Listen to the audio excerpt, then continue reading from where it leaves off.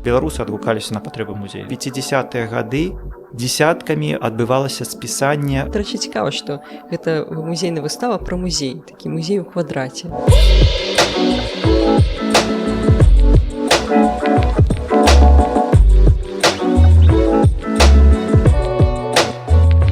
Шчыра вітаю вас на аўдыахвалях нашага наступнага выпуску.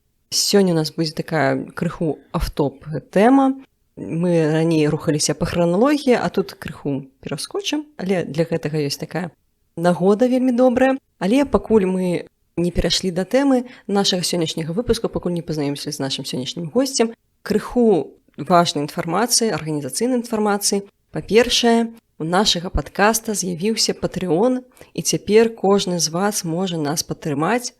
І асабліва я ўсцешана асабіста і вельмі мне прыемна сказаць, што ў нас ужо з'явілася 2 патрона на Патрэоне.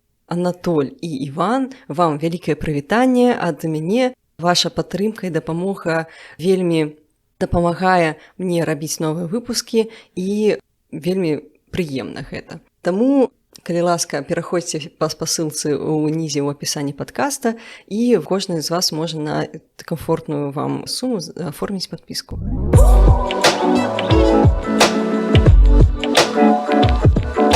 Сёння ў нас у гасцях Дмітрый Моніч, вядучы навуковы супрацоўнік Нацыянальнага мастацкага музею, не проста так, а вядучы навуковы супрацоўнік.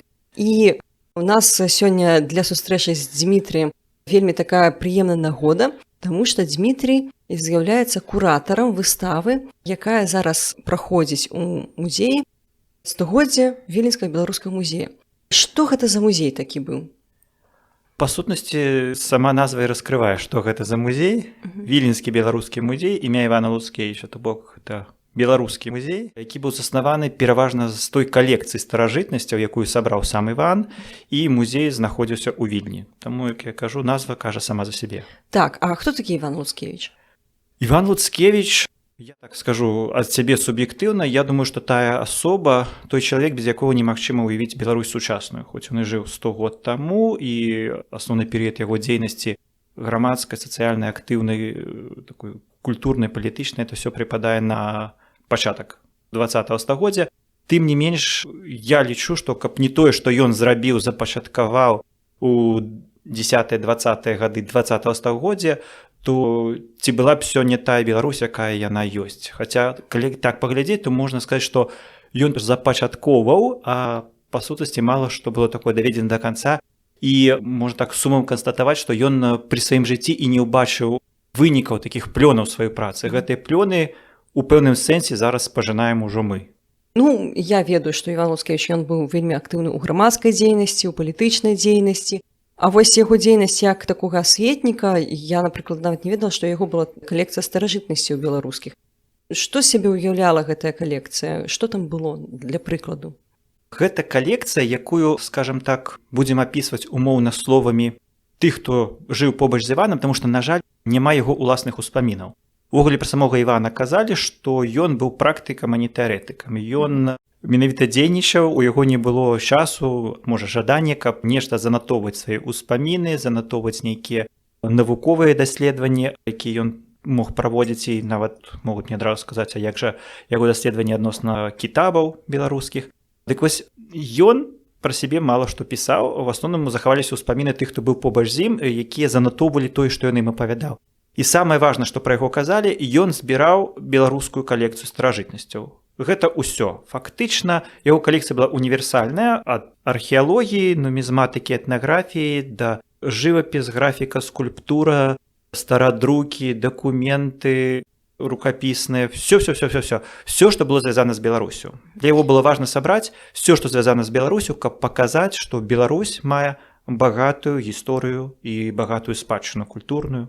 То бок, ён усё, што бачыў, усё, што знаходзіў, ён усё гэта нейкім чынам збіраў у адным месцы. Як ён вызначаў беларускасць экспанату? Калі музей расфарміроўвалі, пытанне, да, як это вызначаць, беларускасць, не беларускасць, асабліва, калі мы кажам пра спадчыну, для яго было вельмі важна это збіраць беларускую спадчыну перыяду вялікага княства літоўскага рэч паспаліта, як там вызначаць беларускасць, калі гэта зараз з сённяшняга пункту гледжання. Да, сёння гэта ўжо нават спадчына, якая знаходзіцца на тэрыторыях Беларусі, Польшы, Літвы, там недзе Латвіі, Украіны, часткова Расіі, то як гэта вызначаць нават тады 100 год таму, это таксама было не так лёгка. Але я думаю, што ў Івана, ну, пэўна, быў нейкі свой пункт гледжання на гэта. І я думаю, што можа таксама існавала нейкае тэрытарыяльнае вызначэнне, тое, што адносіцца да тэрыторыі вялікага княства літоўска, то для яго было пэўна сэнсе звязана з культурай Беларусі. Добра, дзякуй вялікі. Ну вось ён збіраў гэтую калекцыю з нейкага свайго пункту гледжання, потым памёр, на жаль. Які лёс гэтай калекцыі далейшы быў? Трэба сказаць, што чалавек усё ж такі ён быў прадбачлівы.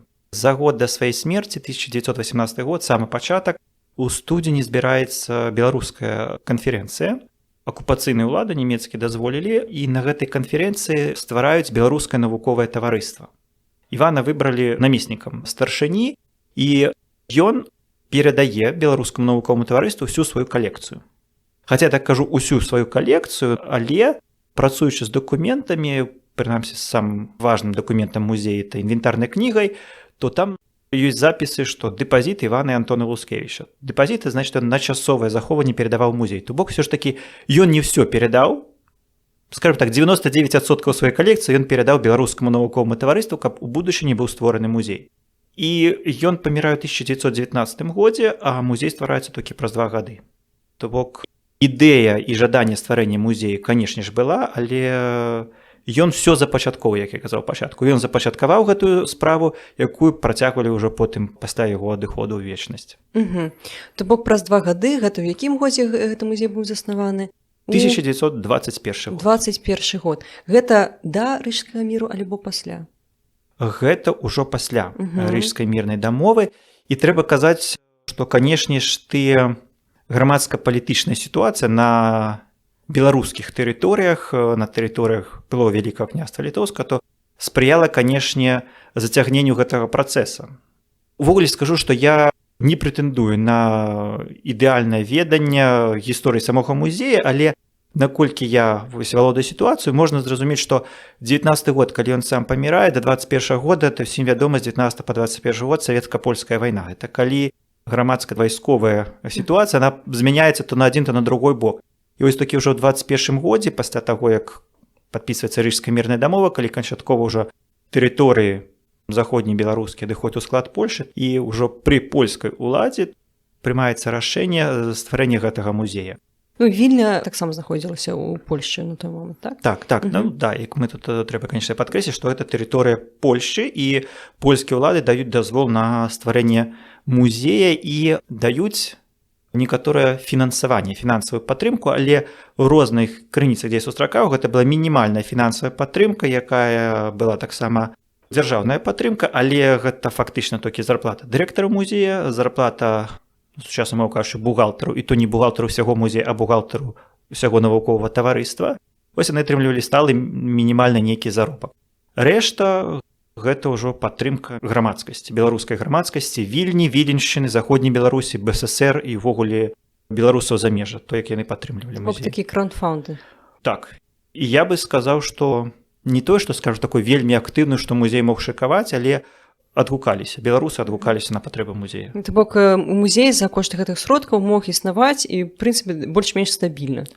Ну, стабільнасць, напэўна, гучнае слово тут будзе. Прынамсі, як бы нам хацелася пад гэтым словом разумець стабільнасць, але мог існаваць. Да якога часу ён, атрымліваецца, існаваў у Вільна? Стварэнне 1921 год, а потым трэба сказаць, што 39 год, пасля пачатку Другой сусветнай вайны, ён ужо існуе з пэўнымі перапынкамі, таму што гэта зноў-такі змена уладаў адбываецца, гэта і вайсковыя дзеянні на тэрыторыі заходняй Беларусі. Таму з 39 па 45 год музей існуе, дзейнічае, але з пэўнымі перапынкамі.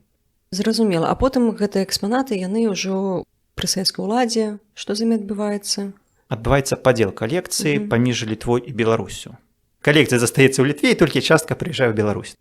Зразумела. А вось якія там былі самыя такія знакамітыя экспанаты у гэтым музеі? Тут адразу тады скажу, што, канешне, на сённяшні дзень мы можам зыходзіць толькі, ну, калі вот як гісторыкі, як тых, хто прэтэндуе называцца, і мы працуем з дакументамі, і зыходзім з інвентарнай кнігі, што было напісана. Там знаходзіліся старажытнабеларускія партрэты, сармацкія партрэты гэта былі. Там і партрэт, напрыклад, Льва Сапеге, які сёння, дарэчы, можна ўбачыць у пастаяннай экспазіцыі Нацыянальнага гістарычнага музея. Ён паходзіць з калекцыі музея Івана Луцкевіча. Там знаходзіліся, калі браць з дакументаў, і самы такі яркі ўспамін, калі Іван Луцкевіч паехаў у Краку, даведаўшыся, што там у прыватнай калекцыі знаходзіцца 3 статут Вялікага княства, прычым, што 3 статут яшчэ на старабеларускай мове напісаны. Не на польскай, а на старабеларускай, таму для яго это было вельмі важна здабыць, знаходзіўся статут. Там знаходзіліся таксама рукапісы 16-17 стагоддзяў. Знаходзіліся таксама нейкія граматы, прывілеі перыяду Вялікага княства Літоўскай Рэчы Паспалітай. Калі браць з пункту гледжання такого сучаснага мастацтва, як, напрыклад, больш мой профіль, то гэта былі і абразы з 17 стагоддзя, 18-го, это і разбіная скульптура, жывапіс, графіка. Але, канешне, трэба казаць, што пераважна ўсё па сэнсе абмяжоўвалася это тэрыторыяй заходняй Беларусі, дзе гэта ўсё маглі збіраць. То бок гэта не простая калекцыя, яна забрана Іваном Луцкевічам, але потым яна дапаўнялася яшчэ пазней. Так, і тут, напрыклад, калі часам мне задаюць пытанне, ці можете вы сказаць, што ў музеі было пры Іване, а што пасля яго з'явілася? Бо калекцыя папаўнялася і пасля яго смерці ўжо калі дзейнічаў сам музей. Складана сказаць, это толькі калі б апірацца на інвентарную кнігу, дзе будзе пазнака, што набыта Іванам Луцкевічам. Там часамі ёсць такая, напрыклад, калі маленькая гісторыя пішацца, што Іван Луцкевіч там-то і там-то набыў, альбо з нейкіх яшчэ ўспамінаў. Это з тых крыніцаў, якімі я на сённяшні момант валодаю. Я думаю, што калі будзе магчымасць папрацаваць у Вільні у бібліятэцы Акадэміі навук, то больш вядома будзе.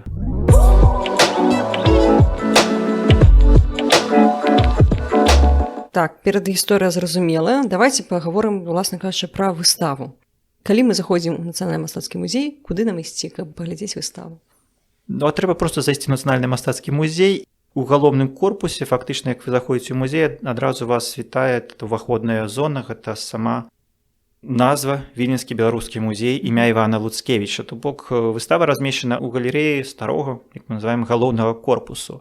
Выстава, яна сабе спалучае тое, што сёння ёсць у Беларусі, трэба адразу сказаць, не ўсё, таму што калі нават збіраць, што ўсё ёсць, оно бы ўсё не змясцілася, і такой задачы не ставілася, каб ўсё сабраць, самае яскравае, на мой суб'ектыўны пункт гледжання як куратара, але галоўная ідэя гэта на выставе прадстаўляць толькі тыя прадметы, якія паходзяць з калекцыі музея Луцкевіча. Не дапаўняць іншымі музейнымі прадметамі, якія маглі б, скажа, нам дапамагчы зрабіць рэканструкцыю эпохі, дапамаглі б зрабіць больш шырокае ўяўленне пра сам вобраз Івана Луцкевіча, пра сам вобраз музея. Не, для мяне самае важна было паказаць тое, што калі вы прыходзіце на выставу і бачыце, гэта было ў калекцыі музея Луцкевіча, але ёсць пытанне. Таму што да сённяшняга дня я адносна некаторых прадметаў не да канца упэўнены, ці яны паходзяць з калекцыі музея Івана Луцкевіча. Гэта ёсць прадметы і жывапісу, ёсць прадметы і графікі. Каб патлумачыць, чаму я не ўпэўнены, трэба тады ўжо распавядаць пра тое, як гэтыя прадметы траплялі ў Беларусь. Давайце пагаворым, як яны траплялі. Тут тады, можа, давайце зробім такую перагісторыю, як я казаў. 39-й год, так. Пачатак Другой сусветнай вайны, і на пэўны момант спыняецца дзеянне самога музея. Тут трэба сказаць, што музей ён быў адкрыты для грамадскага наведвання. Все жадаючыя маглі наведваць, і ёсць нават справаздачы, якія рабіліся ў 30-е гады, колькі людзей наведвала, колькі экскурсій праведзена, то бок яго наведвалі без праблем. 39-го года, калі пачынаецца праблема вайсковыя наступы, калі змена ўладаў адбываецца, музей перыядычна зачыняецца. У 39 годзе, як мы ведаем, падпісваецца загад, калі Віленшчына пераходзіць у склад Літвы, і ў пэўным сэнсе для літоўскага ўраду гэта быў кампраміс, яны ўваходзяць у склад СССР, за гэта яны атрымліваюць тэрыторыю, атрымліваюць Вільню, і пэўны момант, так суб'ектыўна назовем, эйфарыі для іх. Я думаю, што, напэўна, гэтым скарысталіся беларусы, як, калі ў 41 годзе, у траўні, туды едзе дэлегацыя, дамаўляцца з літоўцамі, каб весь музей перавесці ў БССР у Менск. Планавалася, што весь музей забіраць. Літоўцы прымаюць гасцінна, а ўвогуле для того, каб дэлегацыя выглядала салідна, запрашаюць такіх двух стаўпоў беларушчыны, это Янку Купалу і Якуба Коласа. Тым больш, што сам Янку Купала непасрэдна быў звязаны і з музеем Луцкевіча, і з Іванам Луцкевічам, ведаў яго праз рэдакцыю газеты «Наша Ніва». І вось яны едуць, іх там вітаюць, рэстараны, опера, балеты, все задаволеныя, і літоўцы кажуць, забірайце. Забірайце, але гэта травень 41 года, месяц праходзіць, Все змяняецца. пачынаецца вайна. Падчас вайны зразумела, што не да музея. Музей у акупацыйны перыяд дзейнічае. У 1944 годзе, калі вызваляюцца тэрыторыі, зноў напрыканцы 1944 года дэлегацыя ў лістападзе едзе ў Вільню 1944 года для того, каб казаць, ну вось мы дамаўляліся, давайте мы ўжо гатовыя, тут тэрыторыі вызвалены, будзем все забіраць. Літоўцы сустракаюць вельмі холадна, не кажуць ні так, ні не. І толькі калі дэлегацыя вяртаецца, прыходзіць адказ, што было прынята рашэнне ствараць ліквідацыйную камісію, дзеліць калекцыю музея. І такі крытэрый быў створаны 4 групы. Першая група тое, што з калекцыі музея адносіцца да гісторыі і культуры Літвы, другая група тое, што адносіцца да Беларусі, трэцяя тое, што адносіцца і да Літвы, і да Беларусі, а чацвёртая, што не адносіцца ні да Літвы, ні да Беларусі. Бо трэба казаць, што калекцыя была шырокая, там і еўрапейскае мастацтва было прадстаўлена. Тое, што адносіцца да Літвы, застаецца ў Літве, тое, што адносіцца да Беларусі, едзе ў Беларусь, тое, што не адносіцца ні да Літвы, ні да Беларусі, застаецца ў Літве, а тое, што адносіцца да Літвы, да Беларусі, зноў застаецца ў Літве, і толькі копіі, рэплікі патрапілі на тэрыторыю Беларусі. То бок, як я казаў, все засталося ў Літве, толькі маленькая частка прыехала. У 1945 годзе гэтая маленькая частка калекцыі прыязджае ў Мінск. На той момант у Мінску 2 музеі фактычна дзейнічае. Гэта створаны музей гісторыі Вялікай Адчыннай вайны і адноўленая дзяржаўная карцінная галерэя. Гэта сучасны нацыянальны мастацкі музей. І все, што вярталася пасля вайны ў музей, все, што у Беларусь, правильно сказаць, вярталася, все, што падчас вайны было вывезена акупацыйнымі нямецкімі ўладамі, яно вярталася ў музей гісторыі Вялікай Адчыннай вайны. Это быў такі цэнтр, адкуль потым размяркоўвалася па іншым музеям. Таму ў 1945 годзе все прыязджае ў музей гісторыі Вялікай Адчыннай вайны, але 7 год да 52 года все, што прыехала, стаяла ў скрынях нераспакаванае. Гэта мы ведаем, дзякуючы святой памяці Віталію Скалабану, які займаўся тэмай Віленскага музея імя Луцкевіча, які працаваў у архівах. Вось ён гэта все дэтальна апісвае. У 1952 годзе проста прыйшла праверка ў музей вайны дзяржаўная. Тады высветлілася, што гэтыя прадметы яны ляжаць у скрынях і ўвогуле не ўнесены ў уліковую дакументацыю музея, у інвентарнай кнігі. І з 1952 года все пачынаюць ствараць гэтыя дакументы. Все гэта я падводжу да таго, чым зараз праблема высвятлення, што паходзіць з калекцыі Луцкевіча, што не паходзіць. Мы не маем спісаў, якія фармаваліся ў Вільні, што павінна прыехаць у Беларусь. 7 год прайшло пасля таго, як прадметы праехалі, толькі праз 7 год пачалі ствараць інвентарныя кнігі. І зараз асноўная крыніца, чаму, безумоўна, я давяраю, это інвентарная кніга музея Івана Луцкевіча, нумар 1. Тут, дарэчы, карыстаючыся падкастам, ідуць актыўныя пошукі інвентарных кніг другіх музеяў Луцкевіча. 2, можа, нават 3 была, таму, калі раптам хтосьці ведае, дзе яны знаходзяцца, просто дазвольце зрабіць копіі, каб працаваць з гэтым. Будзем спадзявацца, што адбудзецца такі цуд, і чалавек, у якога ёсць гэтыя кнігі, ён будзе слухаць. І вось гэта інвентарная кніга і тое, што інвентарная кніга, кніга паступлення ў музей вайны, якая стваралася 7 год пасля, і там проста запісвалі прадметы, паходзіць з ВІМ. ВІМ ставілі шыфр як Віленскі гістарычны музей. Это ўсё мелася на ўвазе як музей Івана Луцкевіча. І зараз некаторыя прадметы, на якіх няма подпісаў, што яны там шыфравы, што яны паходзяць з Віленскага музея Луцкевіча, якіх няма ў гэтай першай інвентарнай кнізе, але яны ёсць у дакументах музея вайны. Застаецца толькі верыць дакументам музея вайны, што сапраўды яны паходзяць з музея Івана Луцкевіча. І вось гэта такая праца на будучыню, займацца верыфікацыяй. Тое, чым я займаўся на працягу года, тое, чым я буду далей займацца на працягу года. То бок выстава рыхтавалася год, як мінімум. Да, па сутнасці рыхтавалася год, это больш этой працы пошуку вяліся ў калекцыях 3 музеяў. Гэта нацыянальны мастацкі, нацыянальны гістарычны, музей вайны і плюс яшчэ архіў літаратуры і мастацтва. Добра. Вось калі наш слухач зойдзе ў музей, зойдзе на гэту выставу, на што яму трэба звярнуць увагу? На што трэба вось кінуць асабліва такі уважлівы погляд? Я бы сказаў так, што паглядзець, сама ідэя была паказаць, што такое музей пачатку 20-го стагоддзя, што такое музей сёння. Таму, па сутнасці, экспазіцыя пачынаецца з умоўнай рэканструкцыі музея пачатку 20-го стагоддзя. Што такое музей пачатку 20-го стагоддзя? Па сутнасці, гэта адкрытае захаванне. Адкрытае захаванне, каб усім было зразумела, это калі музей не мае дастатковай колькасці памяшканняў, не толькі для таго, каб ствараць саму экспазіцыю, але для того, каб захоўваць прадметы. Справа ў тым, што музей выстаўляе недзе 3-5% з той калекцыі, якую ён мае. Ва ўмовах пачатку 20-го стагоддзя, ва ўмовах беларускага музея Луцкевіча, сховішчаў, дэпазітарыяў месца нешта захоўваецца ўвогуле фактычна няма. Таму ўсё, што ёсць, стараюцца максімальна ўсё на сцены. Таму сцены, это значит адкрытае захаванне зверху да нізу, завешаныя, застаўленыя, і ўсё разам ідзе. Жывапіс, графіка, нумізматыка, археалогія, этнаграфія, дакументы, баністыка, ўсё разам.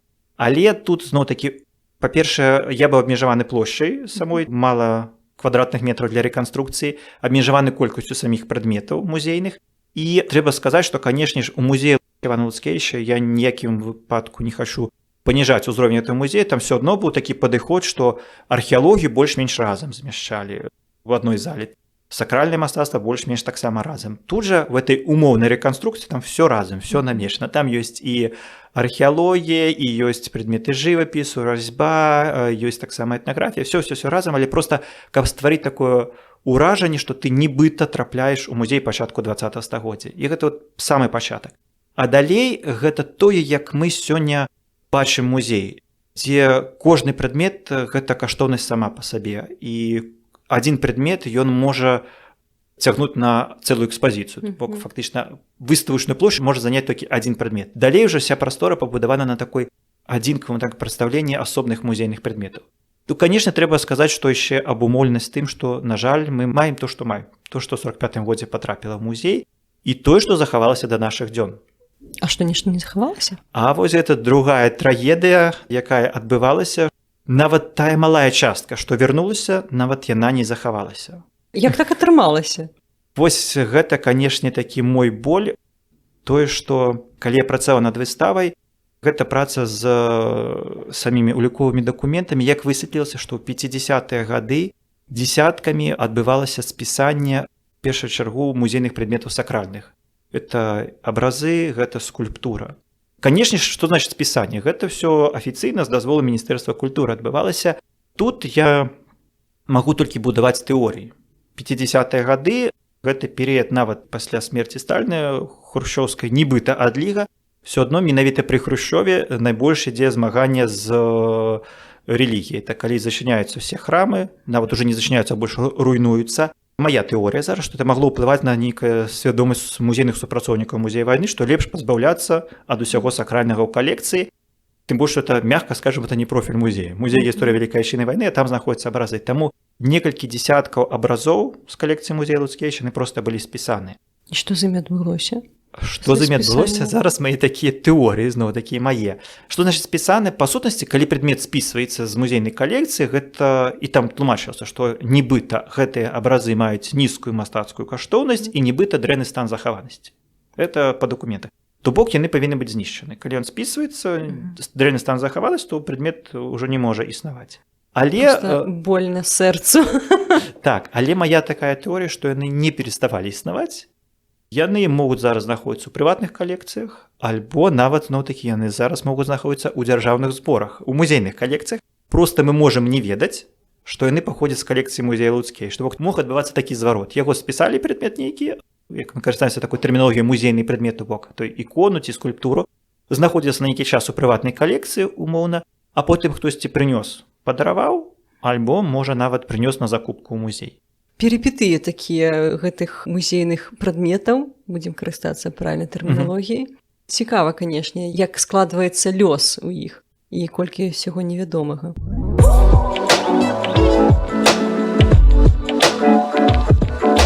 Зноў-такі, мы ўжо прыйшлі ў музей Луцкевіча, у Нацыянальным мастацкім музеі. Дарэчы, цікава, што гэта музейная выстава пра музей, такі музей у квадраце. Мы можам сабе ўявіць як наведвальніка гэтага музея, а вось калі мы сапраўды вось у гэтую скуру наведвальніка ужывемся, што мы пабачым там з пункту гледжання вось беларуса 20-30-х гадоў? Што яму будзе важна там пабачыць? Зараз такое цікавае пытанне. Я насамрэч падумаў, наколькі я магу сябе ўявіць беларусам 20-30-х гадоў, там вільнюшчыныя, то па сутнасці тое, што мы можам зараз пабачыць на выставе, можам пабачыць і сказаць, да ў мяне дома гэта ёсць. Чаму я так кажу, то умоўна скажам, глядзіце, што мы там можам пабачыць графіку, напрыклад, тыя самыя замалёўкі, якія ствараліся для вокладак нашай нівы, саха, беларускага календара на 1909 год. Тое, што па сутнасці маглі набываць нашу ніву дома, захоўваць падпіску ў нашай нівы і бачыць той вокладку ў сябе ў газеце. Толькі што это будзе арыгінальны малюнак, там перо туш будзе, а не друк. Можам пабачыць там прадметы сакральныя, тое, што навокал і так у цэрквах, у касцёлах можна было бачыць. Невялічкая частка этнаграфіі, што і так з'яўлялася побытавым прадметам утылітарным, якія гаршкі, на той момант. Кубкі, тое, што трапляла ў калекцыю. Тое, што ўзоры тканінаў, якія менавіта той перыяд было выраблена, людзі маглі нават не звяртаць увагу, што гэта можа нейкую цікавасць прадастаўляць для музея. Гэта таксама архітэктурныя праекты, якія ствараў Лявон Вітан Дубейкаўскі. А хто гэта такі? Працуючы над этой выставай, канешне, я для сябе адкрыў стокі новых асоб, новых маіх герояў. Гэта чалавек, які па сутнасці ў міжваенны перыяд 20-30 гады стварыў вобраз беларускай архітэктуры. Я не даследчык архітэктуры, назваў бы яго пэўна самым выбітным беларускім архітэктарам міжваеннага перыяду. На жаль, для нас зусім невядомае імя, это той чалавек, які быў беларус, які жыў для Беларусі, хаця меў бы магчымасці застацца ў цёплым нейкім утульным месцы і рабіць кар'еру, бізнес, але яго цікавілі беларускія справы. Прадстаўлены таксама праекты, якія ён ствараў. Гэта і праект будынку гімназіі для Буцлава, гэта праект касцёла ў Дрысвятах, які, на шчасце, да нашых дзён захаваўся.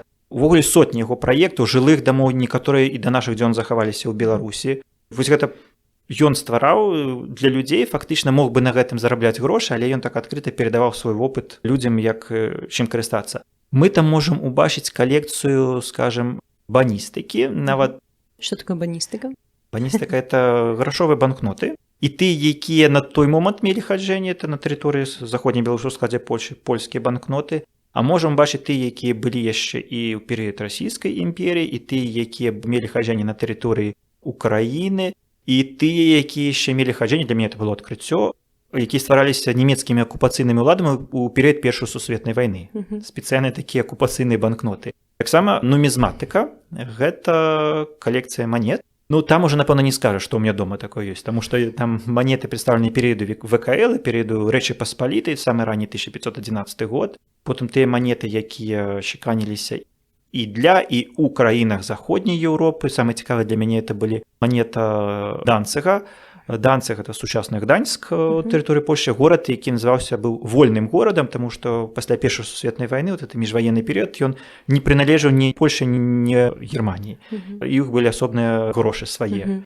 І так можна, скажем, яшчэ нейкія малюнкі, карыкатуры, якія ствараліся беларускімі мастакамі, то, што таксама без праблем можна было ўбачыць і дома.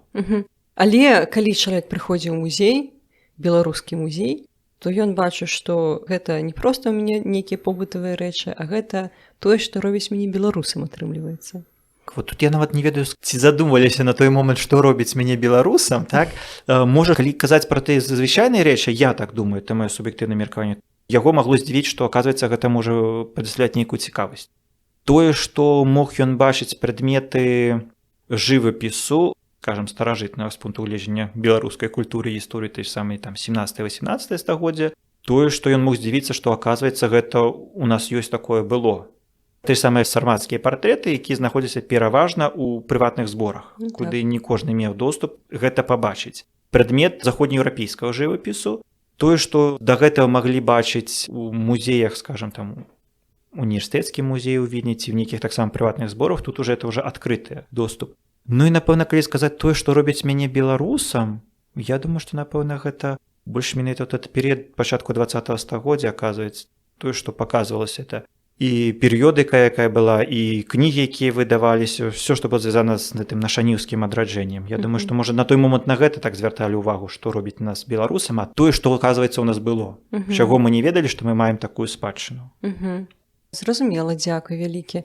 Ну і будзем пакрыху завяршаць нашу размову менавіта пра музей. Што б ты, як куратар, мог пажадаць наведвальнікам гэтай выставы? Напрыканцы скажу тое, з чаго вот самая моя думка пачыналася пры працы над музеем. Гэта першы нацыянальны музей.